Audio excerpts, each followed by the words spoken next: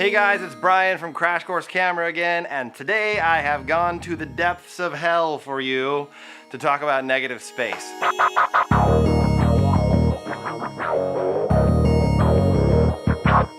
Smash the windows, Sometimes having more nothing in your shot is way more powerful than having more some things in your shot.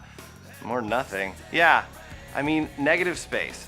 Just think of it as the space in a photo that's not your subject. So this space all around me here is the negative space in this shot of me right now, whether it's full of things or not. And wow, can negative space be used to your advantage to tell stories? I've said it so many times before, but I'll say it again today.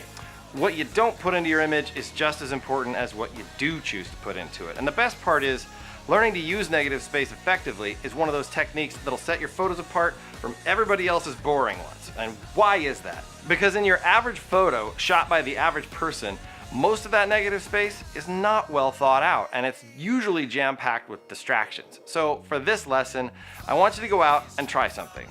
Find something to shoot, and don't get hung up on what, because it could be literally anything. For example, I saw a sad, deadish little weed while I was stuck in traffic this morning. He'd somehow found his way up through cracks in the asphalt, and he was all alone and cramped up against the concrete barricade between traffic directions, and I thought, wow, that could make a really cool example for the negative space lesson today. Traffic sucks, so I didn't get that shot. But anyway, point being, it could have easily been anything else. A piece of litter on the side of a city street, a lonely building standing tall somewhere, a car that has a powerful presence, a stuffed animal from your kid's bin appearing to be doing something, or as I once shot for a video for which the same negative space concepts apply in video, as you can see, a wine glass whose bowl had separated from the stem and was dancing. Emotion is what moves people in every great photo, so get in the habit of looking at more than just your subject through the viewfinder. Scan the whole frame and see what's in your negative space. Again, I will repeat, check your edges. Pay attention to what's in that negative space that your camera sees around the subject. Add, subtract, or manipulate the things in that space to better fit the story or the emotion that you're trying to evoke.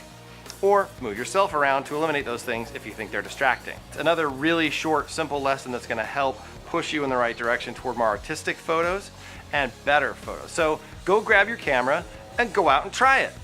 So that's it. And if you want to keep getting better at your photography, subscribe to this channel. It's the red subscribe button below. And then go to Facebook and join the Crash Course Camera group. And you can share and post your practice photos. You'll get a ton of feedback for free in real time with all the other folks who are working on this just like you, and I'll be there to help you out too.